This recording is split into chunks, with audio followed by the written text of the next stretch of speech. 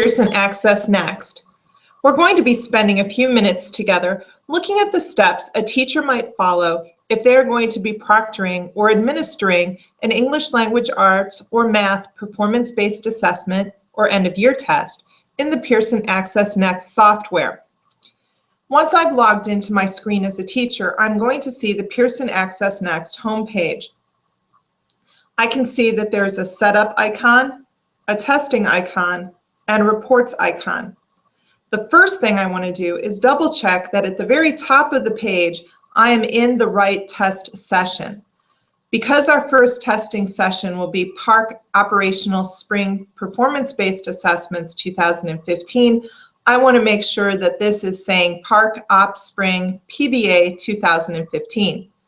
I can use the drop-down arrow next to that to choose a different session. Let's say maybe I wanted to be looking at spring end of year. But for now, we're going to stay in spring PBA 2015.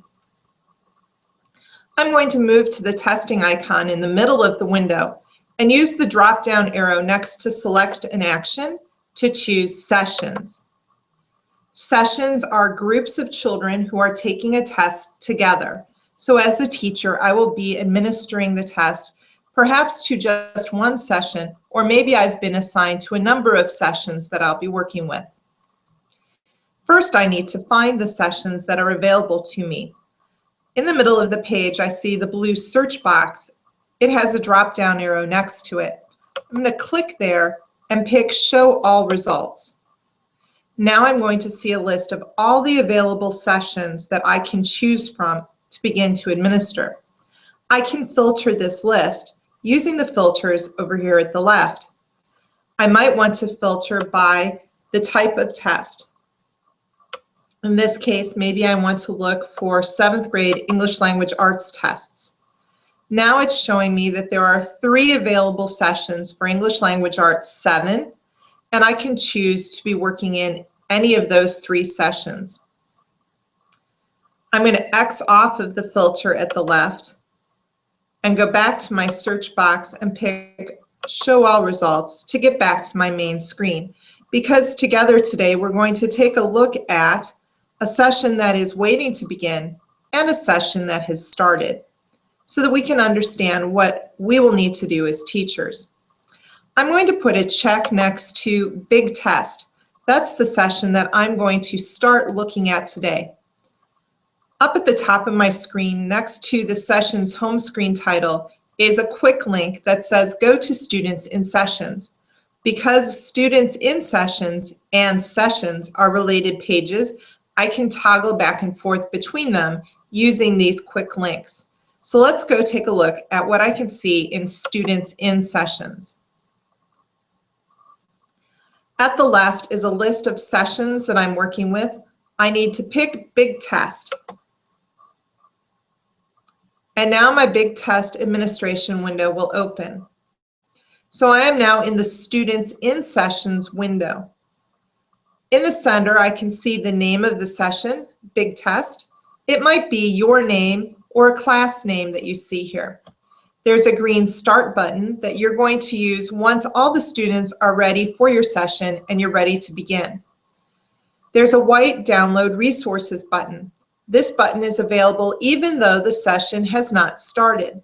As a teacher or an administrator, I can come to this page, look at Download Resources, and find 2 pieces of important secure information that I might need to know in advance. The first piece are my seal codes. The seal codes are what we're going to be using in online testing to help students move from one section of the test to the next. Think of them kind of like the digital equivalent of the red stop sign that used to appear at the bottom of your student test book. You know, the one that said, stop and wait for your teacher to give you further directions. In this case, when the students reach the end of a testing section, they will be able to save that section of the test and choose Save and Come Back to Work Later. When you're ready to start the next section, you as the teacher will provide a seal code to the students that will be able to get them into the next part of the test that they're working on. The other piece of important information that lives under the Download Resources button are your student test tickets. Each test ticket has a unique number on it that the student will be using to log in to start the test. We have some different options for you to print those out in advance. You can choose Grid View, which will show you business card size student testing tickets that you can cut apart and distribute to your students. You can choose List View, that will show you strips of testing ticket information that can be distributed to each student. Or you can choose the Detail View or one per page if you would like to see more information on each test ticket. These test tickets will need to be collected at the end of each of your sections or sessions of your test. You don't want your students walking out of the room with them because they're going to need this student test ticket to do the next piece of your test within your session. Both the student test tickets and the seal codes are documents that the teacher who is administering the test should be responsible for maintaining and protecting in a secure environment. We have an Update Cache button. If your district is using laptops or desktop computers and a Proctor caching system, the Update Cache button will allow you to be sure that you have the most recent version of student information for the students who are assigned to your session. It will also make sure you have the most updated version of the test. You should talk to your district testing coordinator or test administrator about who is going to be responsible for updating the cache. Then you have a Refresh button. You're going to use the Refresh button once your testing session becomes active to give you the most current updates on where the students are as they work through each section within the test. Down below your toolbar, there is a gray bar that has the number of students in the session in it. Right now it is gray because there are 49 students who are ready to begin my session, but I have no active students in the session. It has not started. We're going to flip over to a live session so that you can see what it will look like once students begin a test. And then we'll talk a little bit about how to manage students within Students in Sessions. To get back to my sessions list, I'm going to click on the Go to Sessions quick link up at the top of the window. That will open my sessions window again. I can use my drop-down arrow to show all my results. And you can see that Big Test is still selected. But I want to spend some time looking at a started session so that we can see a little bit more clearly about what students will look like once they've begun testing. So I'm going to select BMS Training. I'm going back to my Go to Students in Sessions quick link. And now I'm going to click on BMS Training from my sessions list. It's the session I'd like to work on. In this view, you can see that my green Start button has turned to a red Stop button. Don't worry, you can't stop a session if students are actively taking a test, so you won't click it by mistake. It's okay for a session to remain open even over a number of days. You're not going to stop a session until every student has completed all sections of the test.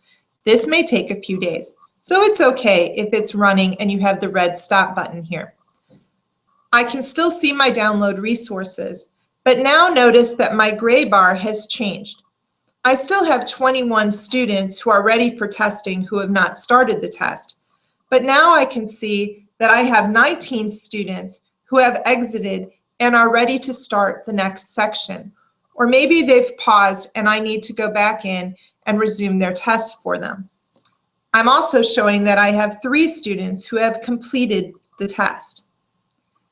Looking at my students who are exited, if I scroll down and look at my student list, I can see in the column called Student Test Status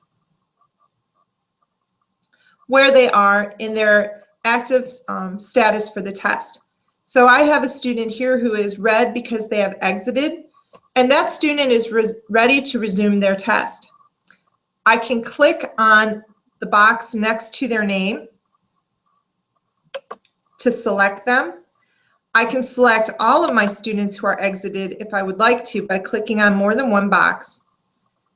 Then I'm going to go up in my task window and choose Select Tasks, Resume Student Tests. And then I'm going to click the blue Start button. Now I can see all of my students who were marked exited. I'm going to choose the ones that I'm going to resume, and I'm going to click the blue Resume button. I get a success message to let me know that it worked. And in the top right corner, I'm going to click Exit Tasks. Now I'm back in my main Students and Sessions window, and the students that were exited that I worked with are now marked as resumed. Let's say I want to go in and see exactly where this student is in their testing session. If I clicked on the word resume, it's a hyperlink, and it's going to open a window for me to see where the student's progress is. This particular student has 22 questions remaining. They have one question that they visited. They've not answered any questions. If I scroll down my list, I can see what order they're looking at the questions in. I can also see how much time they may have spent on a question. And then I can exit out of that to get back to my main screen. So let's take a look at another student. Again, I can click on their resume status. It will open the smaller window. And for this student, I can see that they have 19 questions remaining. They have one question that they visited, and there's 3 that they've answered. And I can see more information about that if I scroll down.